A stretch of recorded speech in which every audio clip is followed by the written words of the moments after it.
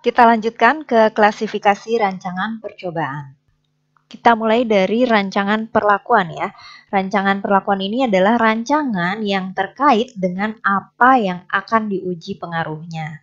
Ya, di sini nanti ada rancangan yang menggunakan faktor tunggal ya, atau rancangan yang sifatnya multifaktor ya. Ini biasanya ada di rancangan faktorial, tersarang, split plot, split block, dan lain-lain. Ya, selanjutnya adalah rancangan lingkungan. Rancangan ini merupakan rancangan yang terkait dengan bagaimana pengendalian lingkungan yang dilakukan dan bagaimana mengalokasikan perlakuan ke unit percobaan. Ya, contohnya di sini ada rancangan acak lengkap, rancangan acak kelompok lengkap, atau rancangan bujur sangkar Latin, atau yang biasa kita sebut sebagai RBSL ya. Selanjutnya, rancangan pengukuran ya, ini merupakan rancangan yang terkait dengan bagaimana kita mengukur respon dari perlakuannya. Yang termasuk di dalam rancangan pengukuran ini adalah rancangan mengukur respon kualitatif. Nah, contohnya kita mengukur tingkat kematangan dari suatu buah atau mengukur kualitas buah ya, yang seperti itu contoh rancangan mengukur respon yang sifatnya kualitatif. Selanjutnya untuk respon yang kuantitatif ya, ini adalah sesuatu yang bisa diukur menggunakan alat ya. Contohnya ukuran panjang, berat, suhu, luas, volume gitu ya, dan sebagainya. Oke, kita masuk ke jenis-jenis rancangan percobaan. Ada banyak sekali ya jenis-jenis rancangan percobaan. Namun di sini saya hanya akan menyampaikan beberapa saja ya yang relatif sederhana dan sering digunakan ya. Yang pertama ini adalah rancangan perlakuan faktor tunggal. Nah, di sini perlakuan yang dicobakan merupakan taraf-taraf dari satu faktor tertentu. Jadi kalau tadi kita melakukan percobaan mengenai tanaman ya, kita mau lihat respon dari tanamannya, faktor yang kita cobakan itu cuma satu aja, misalnya pupuk aja gitu.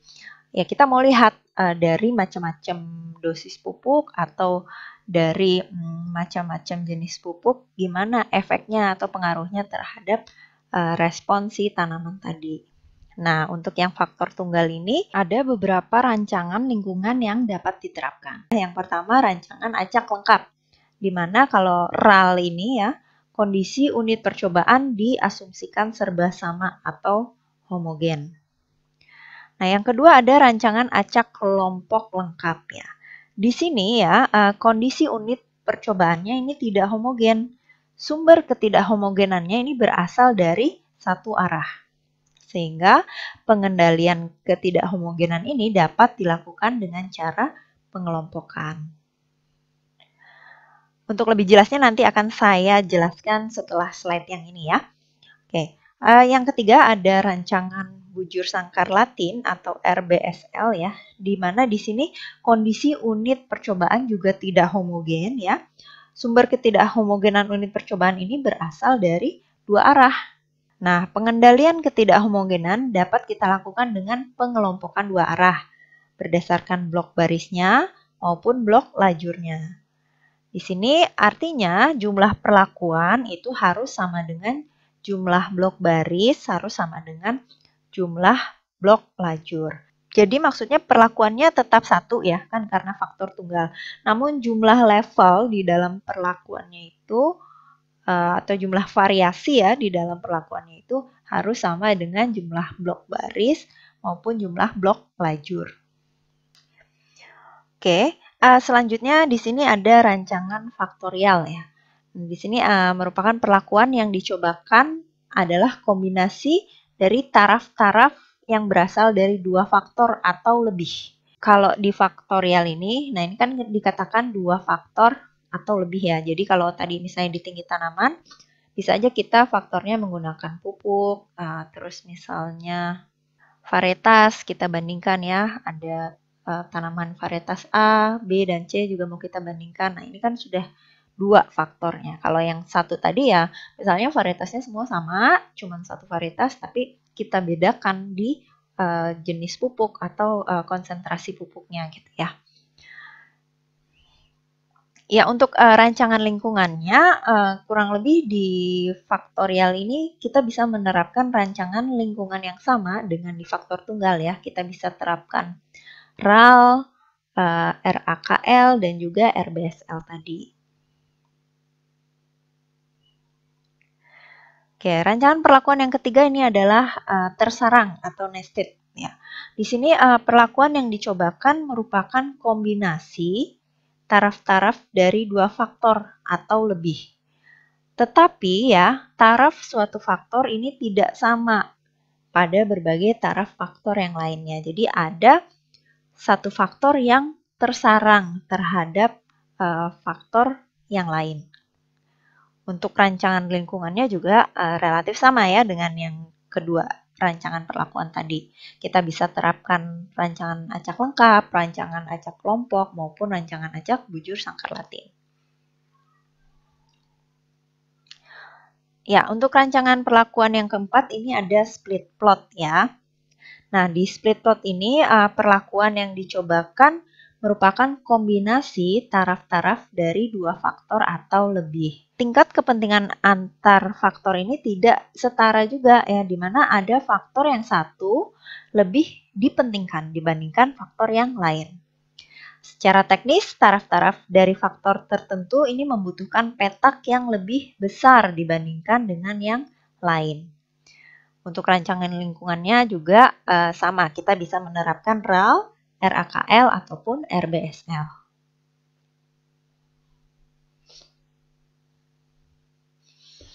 Ya, untuk selanjutnya ada yang namanya split block. Split block ini perlakuan yang dicobakan merupakan kombinasi taraf-taraf dari dua faktor atau lebih. Pengaruh interaksi ini lebih diutamakan dibandingkan dengan pengaruh utama. Nah, secara teknis, taraf-taraf dari kedua faktor ini membutuhkan petak yang besar. Ya, untuk rancangan lingkungan yang bisa diterapkan di split block ini hanyalah rancangan acak kelompok lengkap. Di samping jenis-jenis rancangan di atas tadi, sebenarnya masih banyak jenis rancangan lain ya, seperti rancangan faktor tunggal dalam rancangan acak kelompok tidak lengkap gitu ya, atau ada rancangan faktorial dalam rancangan acak kelompok tidak lengkap juga. Atau ada juga di sini rancangan fraksional faktorial, rancangan lattice, rancangan augmented, rancangan dengan pengamatan berulang atau yang sering disebut repeated measurement, ada juga uji coba multi lokasi. Nah, ini adalah bentuk rancangan-rancangan yang lebih spesifik dibandingkan rancangan-rancangan yang tadi kita bahas. Ya, jadi dalam perkuliahan kali ini, rancangan-rancangan ini tidak akan saya bahas lebih lanjut. Ya, ini disajikan dengan harapan dapat menambah pengetahuan kalian mengenai berbagai macam rancangan percobaan. Oke, selanjutnya kita masuk ke bagan atau layout dari percobaan. Ya, jadi bagan percobaan ini merupakan tata letak perlakuan-perlakuan pada seluruh objek percobaan di lapangan. Nah, bagan percobaan ini berbeda-beda antar jenis rancangan percobaan. Secara umum, tahapan yang dilakukan untuk membangun bagan percobaan adalah sebagai berikut ya. Jadi pertama kita kasih dulu nomor perlakuan yang akan dicobakan ya. Misalnya kita kasih lambang 1, 2, 3, dan seterusnya. Lalu kita persiapkan unit percobaan yang akan digunakan. Misalnya mau banyak perlakuannya ini sebanyak T, ulangannya sebanyak R, berarti kita harus persiapkan sebanyak T kali R unit percobaan. Nah, setelah itu kita beri nomor unit percobaannya, misalnya mulai dari 1, 2, sampai ke TR tadi ya. Atau penomorannya bisa mengikuti rancangan lingkungan yang akan kita gunakan. Nah, acak perlakuan untuk setiap unit percobaan, di mana metode pengacakan ini dapat dilakukan dengan metode lotre, tabel bilangan acak, atau kita bisa membangkitkan bilangan acak menggunakan software di komputer. Ya, ini ilustrasi untuk faktor tunggal dalam RAL ya. Jadi karakteristik rancangannya, perlakuan yang dicobakan ini merupakan taraf-taraf dari satu faktor tertentu. Nah, misalnya di sini yang ingin dikaji pengaruhnya adalah varietas, ya, varietas dari tanaman. Nah, makanya perlakuan yang dicobakan adalah varietas 1, varietas 2, dan varietas 3. Nah, ini yang disebut sebagai taraf-taraf dari varietas. Tadi kalau misalnya pupuk, kan bisa ada pupuk A, pupuk B, pupuk C gitu ya. Atau misalnya pupuknya dengan konsentrasi 10%, 20%, 30%, dan seterusnya. Nah, ini faktor-faktor di luar dari perlakuan ini dikondisikan serba sama.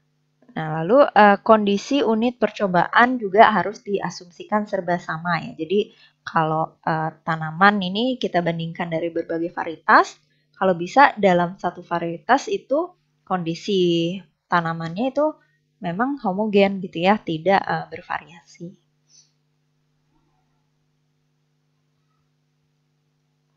Oke, ini ilustrasinya ya. Jadi ini menerapkan perlakuan terhadap unit percobaan. Ini dilakukan secara acak terhadap seluruh unit percobaan. Nah, contoh ya, ada 6 buah perlakuan ya, dari P1 sama dengan P6. Lalu masing-masing ini diulang sebanyak 3 kali. Ya, dengan demikian unit percobaan yang akan kita libatkan ini sebanyak 18 unit percobaan. Nah, sehingga di sini bagan percobaannya digambarkan sebagai berikut. Oke, ya ini kita mengacak ya. Jadi awalnya kita sediakan bagan yang kosong ya. Lalu kan tadi kita ada 6 percobaan ya, P1 sampai P6. Lalu kita bangkitkan bilangan acak ya. Bisa menggunakan tabel tadi atau menggunakan software di komputer. Nah, dari bilangan acak ini nanti kita tentukan petak mana ya, petak mana yang mendapatkan perlakuan 1 sampai dengan 6 ini. Oke, jadi nah sudah diacak ini.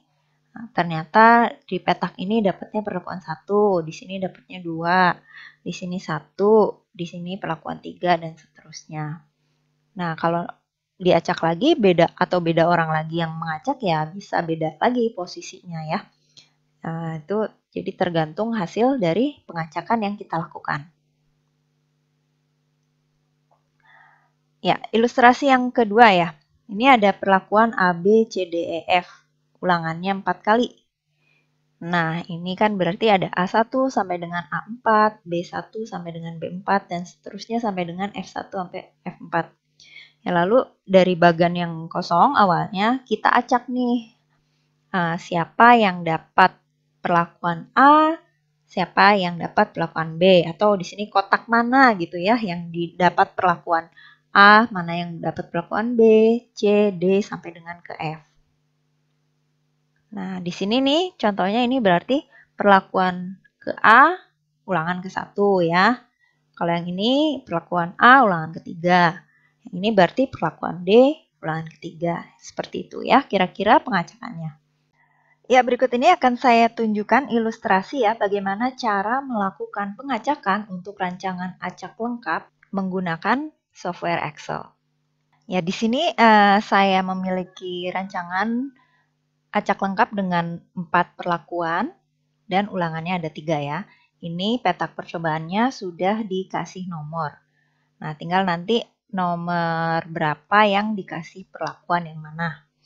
Nah, ini di sini saya sudah punya daftar perlakuannya ya. Jadi untuk perlakuan 1 diulang 3 kali, perlakuan 2 3 kali, begitu juga perlakuan 3 dan 4. Oke, di kolom random ini kita bangkitkan bilangan acak ya. Ini bisa gunakan fungsi run between. Nah, ini sudah ada ya.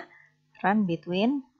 Kita mau membangkitkan bilangan acak dari berapa sampai berapa. Ini bebas saja kalau mau menentukannya ya nanti karena kan tujuan kita nanti mau mengurutkan ya. Misalnya dari 100 sampai 999 misalkan ya. Oke, nah kalau sudah ini kita kopikan saja ke bawahnya. Ya, oke. Di sini kita dapat sekumpulan angka hasil pembangkitan bilangan acak. Oke, supaya ini tidak berubah nilainya, saya kopikan ke sebelahnya dulu ya, tapi yang dikopikan hanya nilainya saja. Jadi formulanya itu tidak ikut dikopikan. Nah, di sini pas waktu mau kita paste, itu kita pilihnya yang paste special. Pilih yang value. Oke. Ya, ini terlihat ya, begitu kita paste tadi, ini angkanya berubah lagi. Ya udah, kita nggak perlu lihat angka yang baru, kita ambil yang angka tadi saja. Nah, setelah ini kita kopikan ke kolom yang sebelah kanan ya. Ini perlakuannya saya copy. Bilangan acaknya juga di copy. Oke. Ya, sekarang ini saya urutkan berdasarkan bilangan acak yang ini. Yang ini di blok, yang perlakuan dan bilangan acaknya saja ya. Terus kita pilih data. Lalu di sini sort ya. Sort by apa? Di sini saya mau sort by bilangan acaknya ya, karena pengen diurutkan hasil random yang tadi kita bangkitkan. Oke. Nah, ini dapat ya, kita kasih 1, 2, 3 ya, urutannya sampai dengan ke 12. Oke. Ya, sekarang kita sudah dapat. Ini caranya nanti petak nomor 1 ya dikasih perlakuan 2. Nah, ini. Petak kedua dikasih perlakuan 3. Petak ketiga dikasih perlakuan 3 juga. Keempat juga dikasih petak perlakuan 1. Sesuai dengan urutan yang di sini. Nah, ini saya pindahkan ke sebelah sini. Ya, oke. Nah, jadi seperti ini layout hasil pengacakannya. Jadi nanti di petak 1 kita kasih perlakuan yang 2, petak 2 ini perlakuan 3, gitu, dan seterusnya ya, sesuai hasil pengacakan yang tadi. Ya, selanjutnya ini ada faktor tunggal dalam RAKL atau rancangan acak kelompok lengkap. Ya, untuk karakteristik rancangannya ya, perlakuan yang dicobakan merupakan taraf-taraf dari satu faktor tertentu. Ya, faktor-faktor di luar perlakuan ini dikondisikan serba sama, namun kondisi percobaannya ini tidak homogen. Jadi sumber ketidakhomogenan unit percobaan ini biasanya berasal dari satu arah. Pengendalian ketidakhomogenan dapat dilakukan dengan pengelompokan. Nah, ini contohnya ya. Ini adalah contoh sawah ya, tapi tanahnya tuh miring. Ya, jadi otomatis kalau kita lihat kondisi seperti ini kan air itu mengalir dari tempat yang tinggi ke rendah ya. Tingkat kesuburan dari tanah di masing-masing level ketinggian ini akan berbeda. Nah, ini kan sesuatu yang tidak bisa kita kontrol. Ini ada keragaman antara tanah di masing-masing level ini. Ya, dia tidak homogen gitu, keragamannya itu tidak sama. Makanya untuk mengendalikan ketidakhomogenan ini kita bikin kelompok-kelompok. Nah, jadi nanti ada kelompok yang ditanam di tanah paling bawah, terus kelompok yang ditanam di tanah yang posisinya relatif di tengah ya, atau kelompok-kelompok yang ditanam di posisi yang cukup tinggi. Ya, jadi kalau sudah dikelompokkan seperti ini, harapannya ketidakhomogenan dari unit percobaan ini udah dapat dikurangi. Ya, ini ilustrasi ya. Jadi pemberian perlakuan terhadap unit percobaan dilakukan secara acak pada setiap kelompok dan dengan batasan bahwa setiap perlakuan muncul sekali pada tiap kelompok ya. Ini sama tadi perlakuannya 1 sampai 6 ya. Ada 3 kelompok atau blok ya, berarti di sini akan ada 18 unit percobaan. Oke. Nah, pengacakan perlakuan ini dilakukan di masing-masing blok percobaan. Lalu setiap perlakuan hanya muncul sekali pada setiap blok ya. Pengacakan dapat menggunakan sistem lotre, tabel bilangan acak, kalkulator atau komputer. Hingga salah satu bagian percobaannya bisa digambarkan sebagai berikut. Oke, perhatikan di sini. Nah, ini ada 3 blok ya. Blok 1, blok 2, blok 3. Kalau tadi yang di RAL ya, rancangan acak lengkap, ini kan semuanya kita gabungin ya. Tuh, kita mengacak bilangan acak ini bebas. P1 mau di sini, terus di sebelahnya P1 juga. Di sini P1 tiba-tiba ya nggak apa-apa, nggak masalah. Yang penting semua bisa ditempatkan di masing-masing petak. Nah, kalau di RAKL di sini ya, kita mengacaknya berdasarkan blok. Jadi blok 1 kita acak dulu nih. Kotak mana yang dapat P1, mana yang dapat P2, mana dapat P3, dan seterusnya. Kalau ini udah, baru kita ngacak di blok 2. Ya, begitu perlakuan di blok 2 sudah menempati posisinya, baru kita acak lagi di blok 3. Seperti itu. Jadi, dalam satu blok, ya, satu perlakuan hanya menempati sekali. Jadi di sini tuh lengkap. Ada perlakuan 1 sampai 6. Di sini juga lengkap, di blok 3 juga lengkap. Beda kan dengan yang di RAL tadi. Kalau di RAL sembarang aja kita mau naruh perlakuannya di baris yang mana, di lajur yang mana, itu nggak ada masalah. Oke, di situ ya perbedaannya. Ya, ini ilustrasi berikut adalah cara pengacakan rancangan acak kelompok lengkap menggunakan Excel ya. Jadi di sini ada perlakuannya 4 ya. Terus lalu ada bloknya itu 3. Nah, ini kita tempatkan. Jadi kalau tadi kan semua selnya ada 1 sampai 12 ya. Tapi kalau di sini kita kasih nomor berdasarkan bloknya. Nah, untuk pengacakannya kalau di RAL tadi langsung semua kita acak ya. Kalau di RAKL ini kita mengacaknya per blok. Pada saat membangkitkan bilangan acaknya, ini boleh kita bangkitkan langsung semua ya, atau kita mau bangkitkan per kelompok juga boleh. Nah, ini saya coba yang bangkitkan semua ya. Nanti kelihatan gimana bedanya pada saat pengurutan. Oke, di sini saya range-nya antara 100.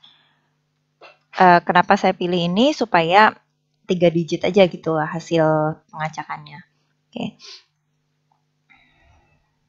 Ya. Nah, setelah ini seperti tadi ya, klik kanan lalu pilih yang spesial. Supaya formulanya sudah tidak ada lagi, jadi tinggal ada angkanya. Ya, sekarang ini saya copy ke yang kanan. Oke. Nah, sekarang kita urutkan ya di sini berdasarkan bilangan acaknya. Nah, tadi kan kalau yang saya sort itu semuanya di blok ya kalau di RAL. Kalau di sini kita sortnya berdasarkan bloknya. Nah, sekarang blok yang warna merah dulu ini ya saya sort bilangan acak ya. Oke. Nah, ini jadi tadi kan 1, 2, 3, 4 ya. Oke, jadi di sini ini kita pindah saja ke sebelah. Ya, setelah kita pindah di sini baru kita urutkan ya tadi berdasarkan bloknya.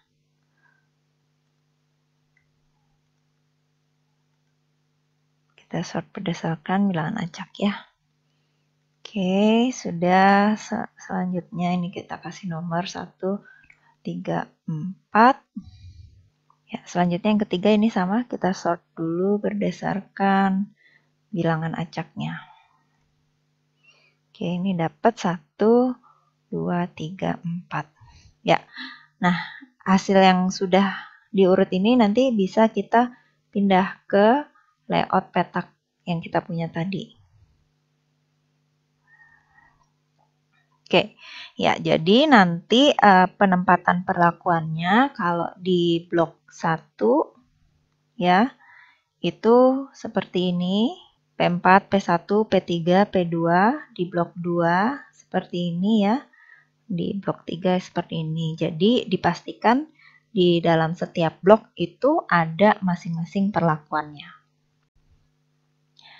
Ya, selanjutnya di sini ada faktor tunggal dalam RBSL atau rancangan bujur sangkar Latin. Rancangan bujur sangkar Latin ini karakteristiknya di sini perlakuan yang dicobakan merupakan taraf-taraf dari satu faktor tertentu. Oke, faktor-faktor di luar perlakuan dikondisikan juga serba sama, tapi di sini kondisi unit percobaannya tidak homogen. Sumber ketidakhomogenan unit percobaan berasal dari dua arah. Pengendalian ketidakhomogenan ini dapat dilakukan dengan pengelompokan dua arah, yaitu blok baris dan blok lajur. Oke, ini kenapa gambarnya sapi ya? Biasanya RBSL ini digunakan untuk percobaan-percobaan yang unit percobaannya relatif memakan biaya yang cukup besar. Jadi misalnya di sini saya punya 4 pakan sapi yang mau dites. Apakah dia berefek memang ke bobot sapinya ya? Pakan A, B, C, D gitu ya. Nah, sekarang kalau mau kita lakukan pengulangan gitu ya, 4 kali, tadi kan berarti ada 4 kali 4 ya. Berarti kita harus punya 16 sapi. Oke, bayangkan harga satu sapi itu sudah cukup mahal. Gimana kalau kita harus menyediakan 16 ekor sapi? Ini tentu biayanya akan sangat mahal. Karena itu kita gunakan RBSL ini. Ya, ini ilustrasinya ya. Penerapan perlakuan terhadap unit percobaan dilakukan secara acak dengan memperhatikan batasan bahwa setiap perlakuan hanya muncul sekali pada arah baris dan hanya muncul sekali pada arah lajur. Kasusnya di sini melibatkan 4 perlakuan A, B, C, D, di mana penempatan perlakuan diacak berdasarkan posisi baris dan lajur. Dengan demikian diperlukan 4 posisi baris dan 4 posisi lajur. Karena posisi perlakuan ini tersarang pada posisi baris dan lajur ya, maka banyak unit percobaan yang diperlukan adalah 4 kali 4 unit percobaan. Jadi salah satu cara untuk mendapatkan penempatan perlakuan yang tepat nih, maka dapat diambil 3 langkah utama. Yang pertama, tempatkan perlakuan pada arah diagonal secara acak ya. Lalu acak penempatan baris, yang ketiga acak penempatan kolom. Nah, ini sebagai contoh nih di sini ya. Misalkan kita mulai dari diagonal lalu ke barisan yang lebih atasnya, lalu kembali lagi ke bawahnya sampai dengan diagonal. Nah, begitu kita acak, ternyata dapat susunannya ini A, C, D, B. Ya. Nah, nanti di diagonal kita tempatkan dulu A, lalu kita tempatkan C. Ini kan kurang 1 ya, berarti nanti kita tambahin lagi ke bawahnya, lalu tempatkan D. D ini juga di sini ada ya, lalu yang B. Nah, sampai memenuhi seluruh petak di dalam skema ini. Ya, selanjutnya kita lakukan pengacakan baris ya. Jadi kalau tadi awalnya ini ada di baris 1, sekarang dia pindah ke baris keempat. Yang ini tadinya di baris 2, ternyata kebetulan dapat lagi di baris 2 ya. Lalu ini yang tadinya di baris 3 dapat di baris 1 sekarang ya. Yang ini tadinya di baris 4 sekarang jadi di baris ketiga. Oke, kalau di sini sudah selesai, kita lanjut ke pengacakan lajur ya atau kolom. Oke, nah ini kan tadi posisinya yang satu gini ya, D, B, C, A. Nah, ini nanti yang satu nih pindah jadi ternyata ke baris 3. Dapat pindah-pindahnya tuh dari mana? Dari pada saat kita membangkitkan bilangan acak yang tadi disebutkan bisa pakai lotre, bisa pakai tabel bilangan acak, atau bisa pakai software komputer.